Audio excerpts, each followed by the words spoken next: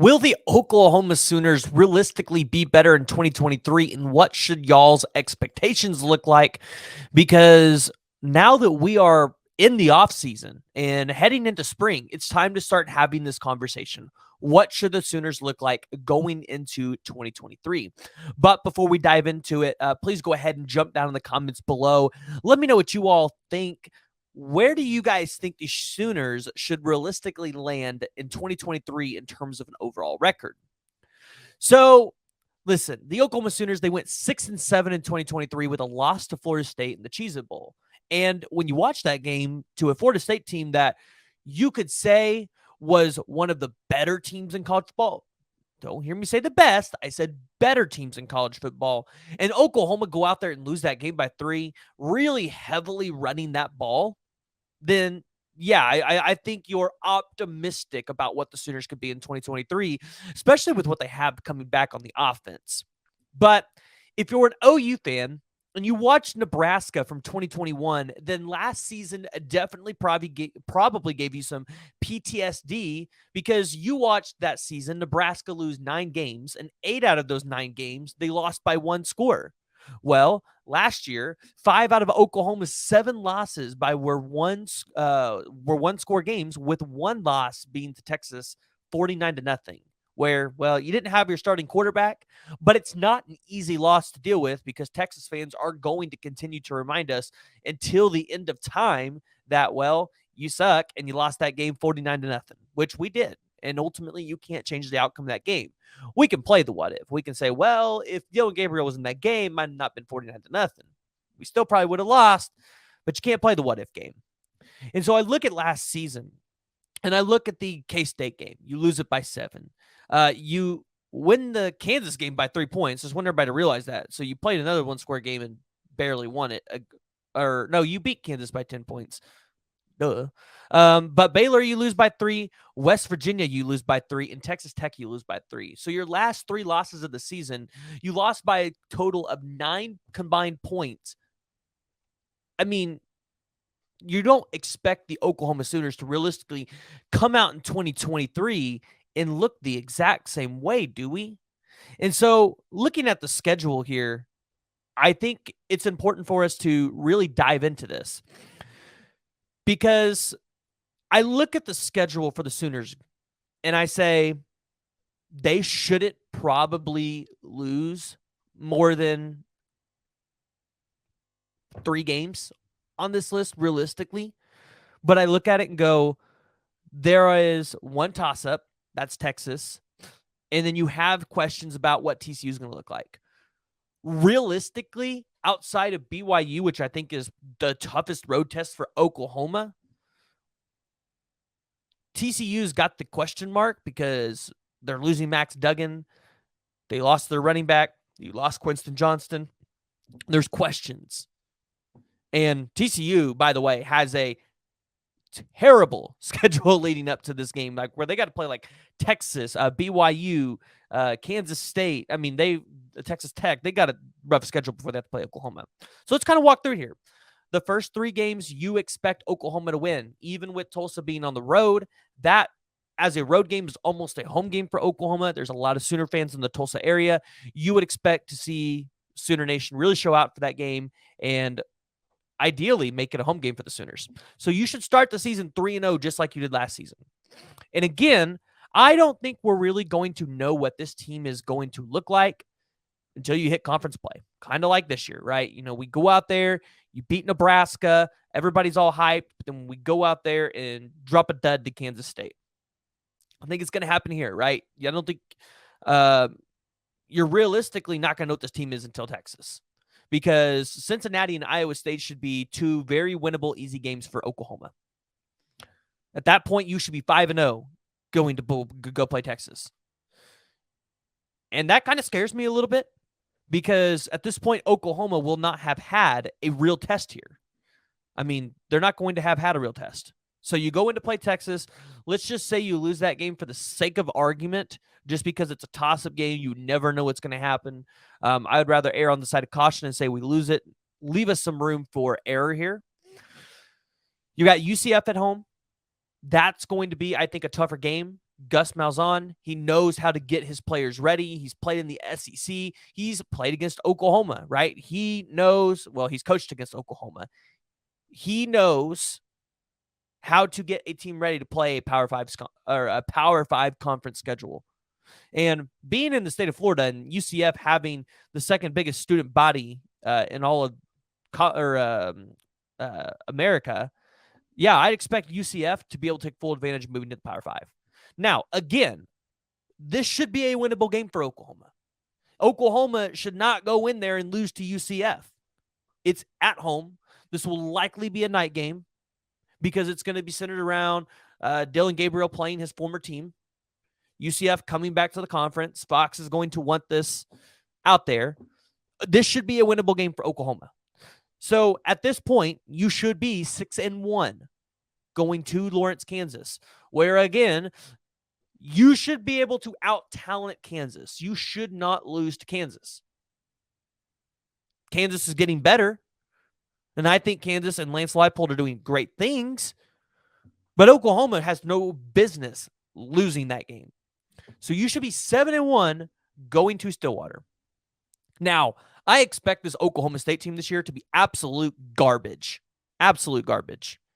So, yeah, it's probably going to be a hostile environment for the first quarter. And then after that, the Oklahoma State fans, they're going to leave the stadium early. It should be a cakewalk for you.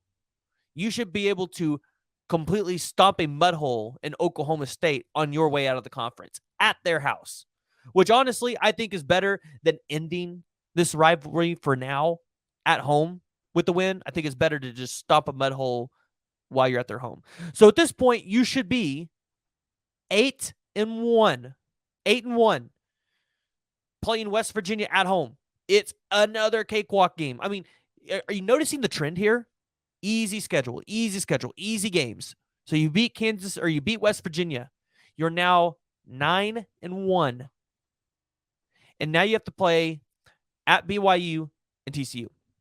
These are the two games where you could say Oklahoma could lose these and drop them. At BYU, it's going to probably be your toughest game of the season outside of Texas. You're having to go to Provo. You've never beaten BYU. I don't know how Oklahoma's never beaten BYU. There's actually a list of teams that they've never beaten. We'll have to get into that one day. But, yeah, these Provo fans, they're going to show up. They're going to get loud. Now, I'm interested about the BYU game and what the atmosphere is going to be like because, well, it's Utah. I don't know if they really drink out there, and I'm not sure what their tailgating scene is like. So I know Oklahoma fans are going to show up. You guys have talked about it all year, about how excited you are for this game and how you want to travel and go to this game. I just have some concerns with if the team is going to be able to ready to go play in a, you would expect to be a cold environment. Like a cold environment, probably with snow on the ground. I'm going to leave this one as a toss-up game, but since I gave the toss-up loss to Texas, I'm going to give OU the win here. So at this point, you're 10-1. TCU, listen, I think Oklahoma should win this game, even if TCU is good. And here's why. One, this year TCU, they got lucky. They won a lot of one-score games. They had a lot of luck on their side. Two, you lost major production on your offensive side of the ball. And yeah, you've got Chandler Morris, the guy who originally won that starting role with TCU. But it's going to be hard to realistically overcome some of these challenges. And three, you're having to play Norman in Norman on Black Friday, where I would assume OU is going to wear their gray or black uniforms, whatever you want to call them. I would assume we're fighting for a night game here. Right? It's going to have big implications. I mean, if Oklahoma's 10-1 at that point, implications for not only a Big 12 championship spot, but maybe a college football playoff spot. And if you're TCU, you've got to play one hefty schedule that I'm not sure you really can win. I mean, here's their 5 games before Oklahoma. Home against BYU, at Kansas State, at Texas Tech, home against Texas, home against Baylor. They have to play all those games before they play Oklahoma. So there's a chance that, hey, they could be worn down by the time they have to come into Norman, especially on a short schedule. Oklahoma's going to be on a short schedule, but again, their schedule is so easy here. It's so light. Oklahoma realistically should end this season with 9 or 10 wins. Anything less than 9, you're starting to really maybe ask questions. But there is a very good chance OU could come out of the season with 11 wins. There's a good shot about that.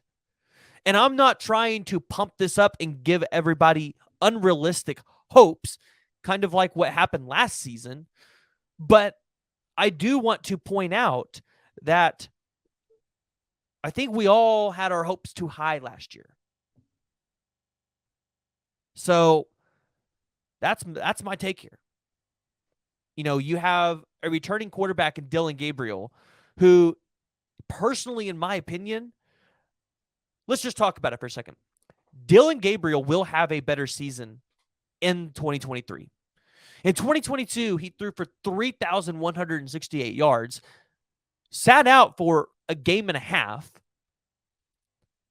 This guy threw only 6 interceptions with 25 touchdowns, where the receivers dropped the ball.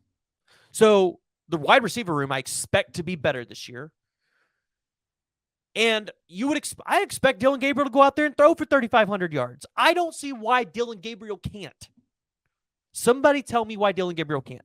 Because in his time at UCF, outside of the season where he had that left clavicle fracture, he threw for 3,500 or more yards every season.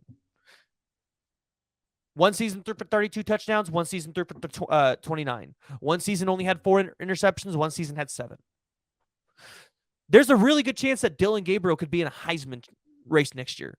If he is able to stay healthy and stay on the field, I get it. You know, he's not a Baker Mayfield. He's not a Kyler Murray. But Dillon Gabriel's a good quarterback. And then I look at some of the other guys on this team, like Danny Stutzman, who I think very well could potentially be a Butkus Award winner at some point in his career, or at least be in the running for a Butkus Award. Because did y'all catch his stats this year? 124 total tackles, 3 sacks, 70 solo tackles, 2 interceptions. If he builds on that, let's say, and has a season where he gets 135 tackles, 140 tackles, ends up with maybe, let's say, 5 sacks, another 2 picks, maybe a fumble. Yeah, we're looking at Danny Stutzman at potentially a Butkus Award finalist, or at least a winner. So I look at what the team has, what they're bringing in, this easy schedule. You couldn't have asked for a better situation for Oklahoma rebounding off of a 6-7 season and going to the SEC. You couldn't have asked for a better situation. So go ahead and jump down the comments below. I know this is a little bit longer of a video, but if you're still with me, go ahead and hit that like and the subscribe button. Let me know what you all are thinking down in the comments below. And listen, we're going to be bringing you guys more content like this, even on some other teams. So go ahead, hit that like button, hit the subscribe button, turn on the noti bells. You're not